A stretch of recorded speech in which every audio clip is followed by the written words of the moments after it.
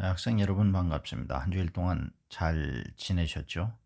날씨가 갑자기 쌀쌀해지고 초겨울 같은 날씨를 보이고 있습니다.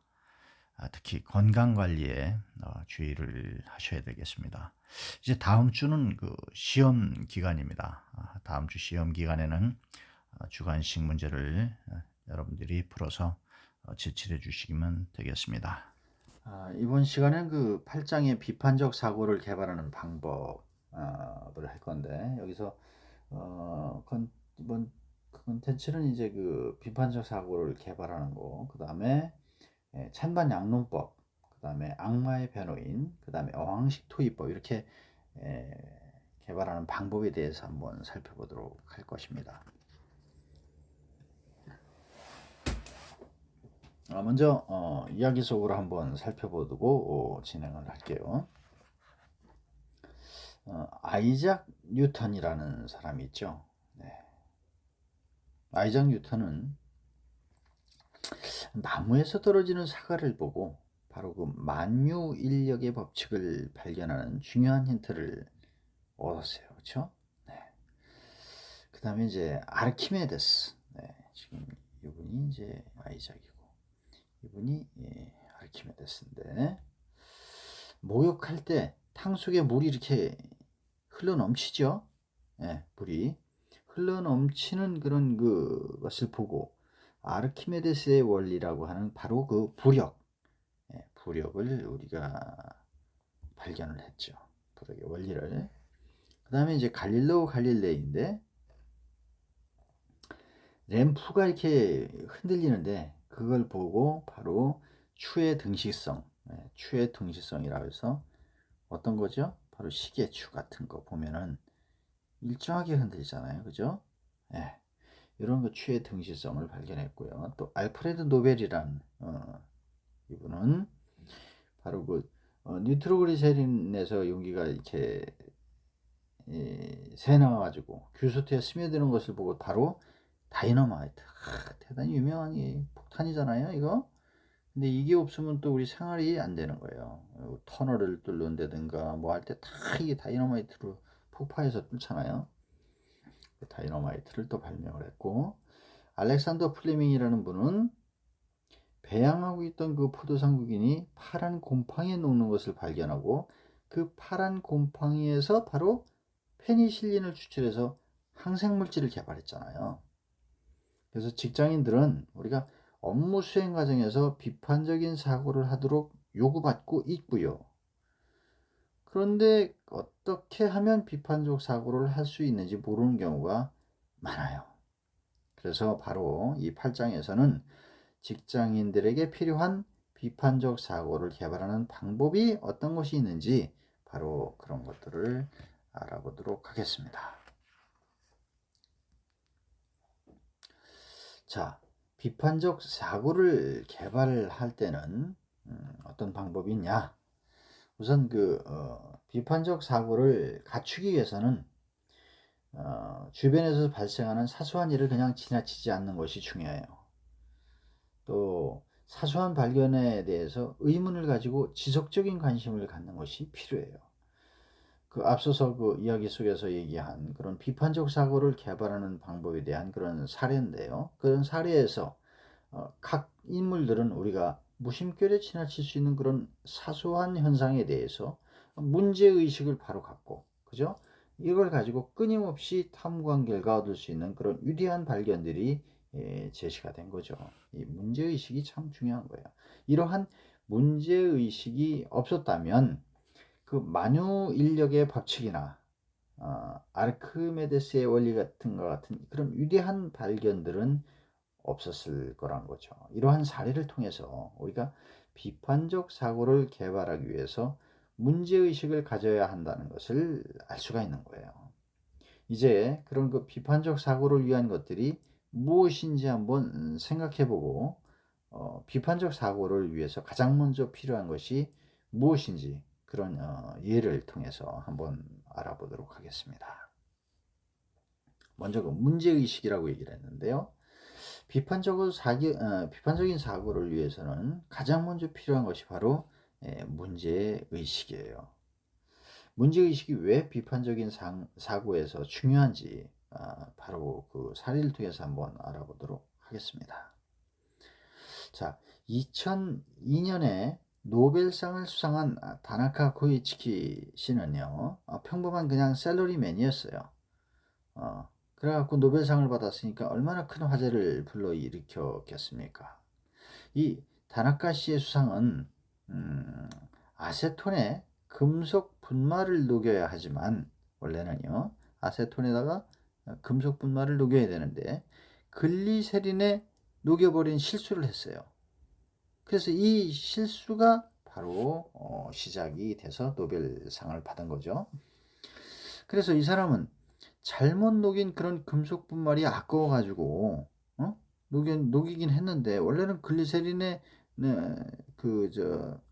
아세톤에다 녹여야 될 것을 글리세린에 녹여서 아깝단 말이에요. 그래도 일단 금속 분말이 녹아 버렸으니까. 그래서 그대로 그냥 레이저에다 대고 측정치를 계속해서 이제 관찰하는 그런 활동을 했더니 그 결과가 고분자의 질량 분석이 가능한 현상을 발견한 거예요. 더욱 고분자가 돼버린 거죠. 원래 아세톤에 한 것보다. 이런 면에서 볼 때 다나카 씨의 발견은 어떤 우연일지는 모르지만 그 글리세린에 녹인 그런 것은 우연이겠죠. 그러나 그 금속 분말은 어떻게 될까라는 그런 끊임없는 문제의식을 통해서 바로 가능한 일이 됐다는 거예요. 다나카 씨의 얘기에서 볼 수 있는 것처럼 우리가 문제의식을 가지고 있다면 주변에서 발생하는 사소한 일에도 정보를 수집할 수 있고, 이러한 정보를 통해서 새로운 아이디어를 끊임없이 생산해낼 수가 있다는 거죠. 그래서 문제의식은 당장 문 앞의 문제를 자신의 문제로 여기고 진지하게 다룰 그런 생각이 없는 한 절대로 답을 얻을 수는 없는 거예요. 그래서 따라서 자신이 가지고 있는 문제와 목적을 확실하고 정확하게 파악하는 것이 바로 비판적 사고의 시작이 된다, 이렇게 볼 수가 있습니다. 비판적 사고를 개발하기 위해서는 바로 이 고정관념을 타파해야 된다는 것이죠. 우리가 비판적인 사고를 하기 위한 그런 문제의식을 가지고 있다면 다음으로 필요한 것이 지각의 폭을 넓히는 일이에요. 지각의 폭을 넓힌다.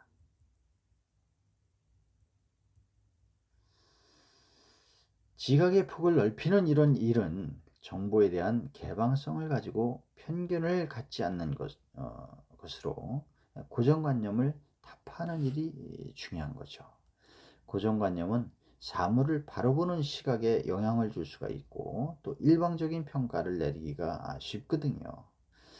비판적 사고를 위해서는 특정한 문제에 대해서 가능한 많은 아이디어를 산출하고 이러한 아이디어를 종합 검토해서 최선의 아이디어를 도출하는 것이 필요하고, 기존에 가지고 있는 생각의 틀을 벗어나는 것이 중요하단 말이에요.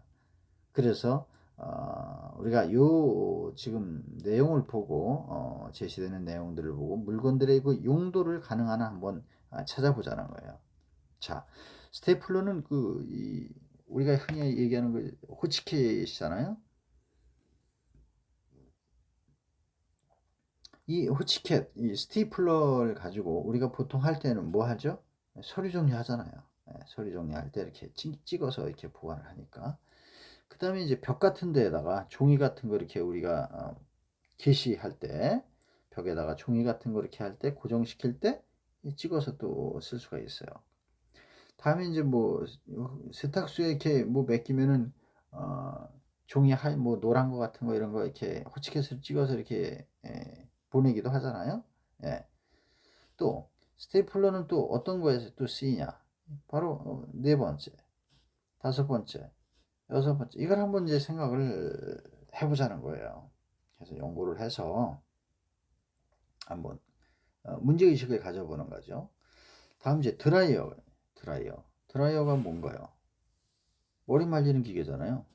1번 머리를 말릴 때 쓴다. 뭐 또 2번 애완용 강아지나 애견이나 뭐 고양이나 이런 거 샤워시켜주고 말릴 때 쓴다. 또 뭐 몸에 물기를 말릴 때도 뭐 쓴다. 또 뭐 드라이어가 또 어떤 거 있을까요? 다섯 번째, 네 번째. 드라이어는 또 이런 거에 교수님은 많이 씁니다. 우리가 그 접착 종이 있잖아요. 그 접착 종이가 유리나 플라스틱 같은 데 이렇게 붙어 있을 때 여러분들도 한번 해보세요. 이 드라이기로 따뜻한 바람을 쏘이면서 이 접착 종이를 떼어내면은 아주 잘 떨어집니다. 분리가 잘 돼요. 분리가. 또 다섯 번째, 여섯 번째 한번 또 생각을 해보시고요. 자, 칫솔. 칫솔은 뭐 당연히 그 우리 구강유생 할 때 식사 후 칫솔질 하잖아요. 구강유생을 위해서. 또 뭐 두 번째는 또 어떤 거에 쓰나요? 뭐 신발 같은데 흙먼지 같은 거 이런 거 떨궈낼 때 먼지 묻은 거, 홈 같은 거 파여 있을 때 그런 데 이용하고, 또 뭐 화장실 청소 같은 거 할 때 변기 청소 이런 거 할 때도 이 칫솔 쓰잖아요. 예, 그렇게 한번 문제의식을 가지고 한번 생각을 해볼 필요가 있다. 또 스카치 테이프, 물론 뭐 스카치 테이프 갖고 어떤 부착물을 갖다가 부착시키는 데 쓰이기도 하고요. 그 다음에 또 이 먼지 같은 거 제거할 때도, 또 옷에 이물질 같은 거 묻어 있을 때도 뭐 뜯어내기 어려울 때는 이 스카치 테이프를 이렇게 착착착 하면은 떨어지죠. 네, 뭐 이런 것들을 한번 우리가 생각할 필요가 있다. 네, 이런 부분들을 한번 연구를 해 보시기 바랍니다. 문제의식을 가지고. 그래서 제시된 활동은 바로 그 고정관념. 우리가 이 스테이플러는 서류 정리를 해야 돼. 이 서류 정리 안 하고 엉뚱한 걸 이렇게 될 수도 있죠. 이게 바로 발상의 전환을 통해서 비판적인 사고를 개발하게 하는 그런 활동이 바로 이 부분인데요. 그래서 활동을 통해서 비판적 사고는 고정관념이나 편견을 가지고 있어서는 안 되며, 문제의식과 발상의 전환이 필요함을 이렇게 보여주는 그런 예라고 이렇게 할 수가 있겠습니다.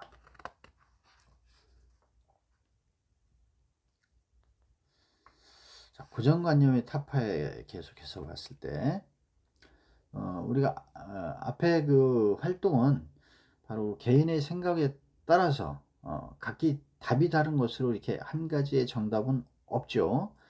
그러나 다음과 같은 그런 예를 볼 수는 있습니다.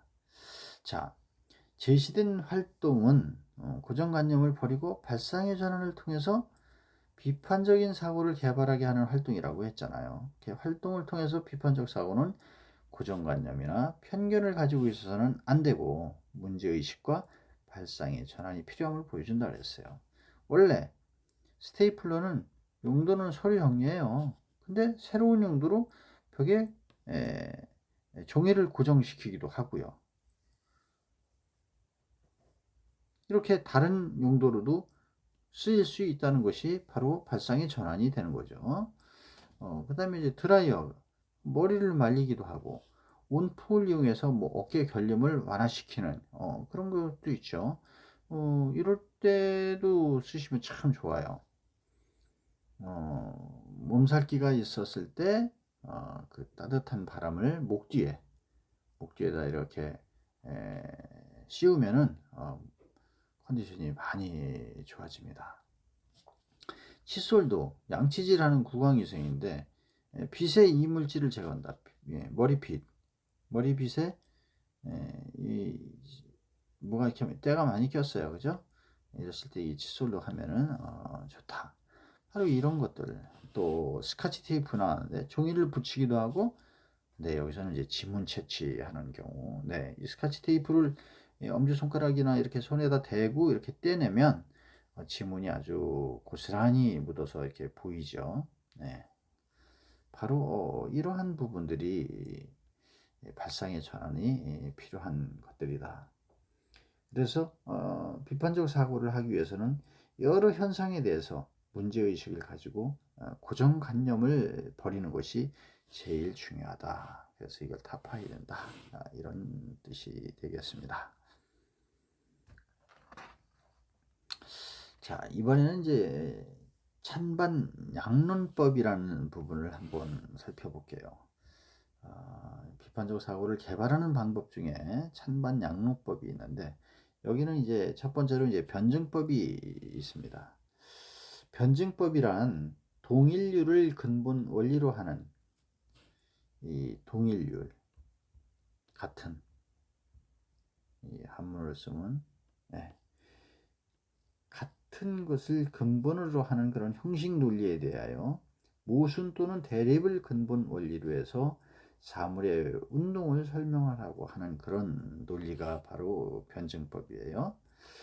좀 더 이제 구체적으로 말하면 이 말은 이제 그리스어의 그 다이얼틱이라고 하는 그런 데서 유래가 됐다고 하는데, 원래는 대화술 문답법이란 뜻이 있었어요. 일반적으로 그 변증법의 창시자라고 하는 사람은 엘레아파의 그 제논이에요. 그 상대방의 입장에 어떤 자기 모순이 있는가를 논증법으로 자기 입장의 올바름을 입증하려고 했어요. 제논이라는 사람이. 이와 같은 그 문답법은 바로 그 아까 앞전 시간에도 얘기했던 그 소크라테스에 의해서 훌륭하게 전개가 되고요.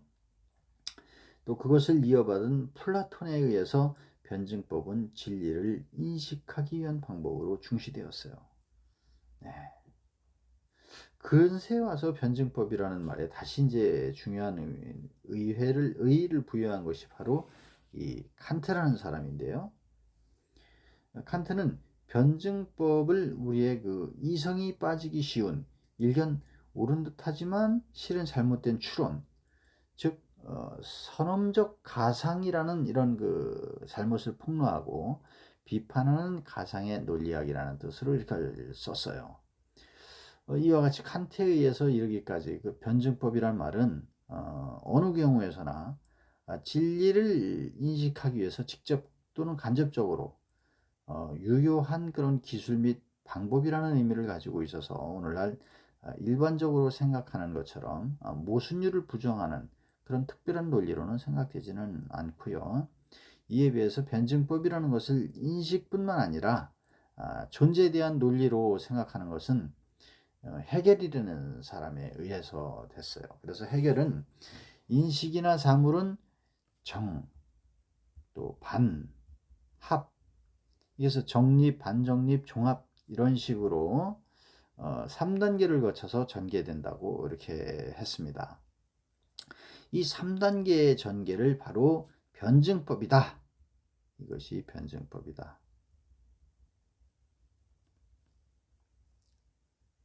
이렇게 생각을 했고요. 정의 단계란 그 자신 속에 실은 암암리의 모순을 포함하고 있음에도 불구하고 그 모순을 알아채지 못하고 있는 그런 단계를 갖다가 정 단계다. 발을 정자고요. 그 다음에 이제 반은 다를 반자인데요. 반의 단계란 그 모순이 자각되어서 밖으로 드러나는 단계를 바로 반 단계라고 이렇게 할 수 있습니다. 그리고 이와 같이 모순에 부딪힘으로써 제3의 그 합의 단계로 이제 전개를 해나간다고 그러는데요. 이쪽으로 전개를 합칠 합자죠.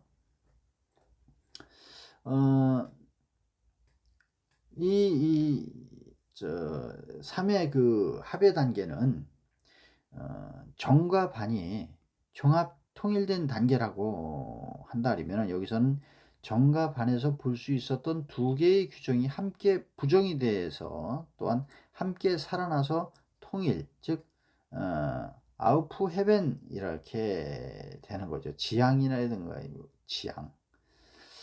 이와 같이 존재에 관해서도 변증법적 전개가 가능하다고 생각한다면 존재 그 자체에 모순이 실제한다는 결과가 되기 때문에 변증법은 모순율을 부정하는 특별한 논리라고 이렇게 생각하면 돼요. 그래서 오늘날 변증법은 이와 같은 의미로 해석되는 것이 일반적이고요.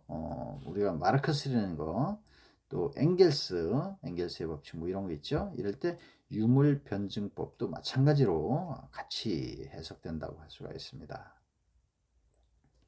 자, 아까 그 변증법적 지향에 대해서 아우프 해변에 대해서 얘기를 했는데 여기 이제 지향에 대해서 다시 한번 또 살펴보도록 할게요. 해겔 얘기가 나왔네요. 지금 해겔은 그 인식이나 사물은 정반, 합 이렇게 해서 반정립, 종합 이렇게 얘기를 했죠. 그래서 3단계를 거쳐서 전개된다고 이렇게 얘기를 했어요. 그래서 정해 단계, 그 다음에 반의 단계, 그 다음에 합의 단계 이렇게 얘기를 했습니다. 변증법적 지향이라는 것은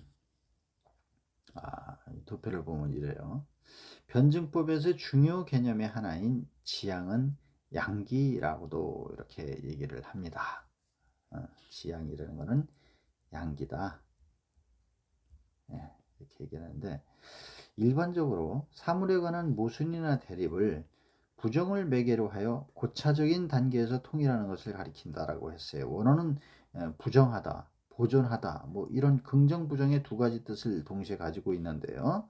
바로 해겔이 이 이의성을 자기 자신을 높이는 변증법적 발전 과정 가운데 내포시켜서 특수한 규정이라고 이렇게 했어요.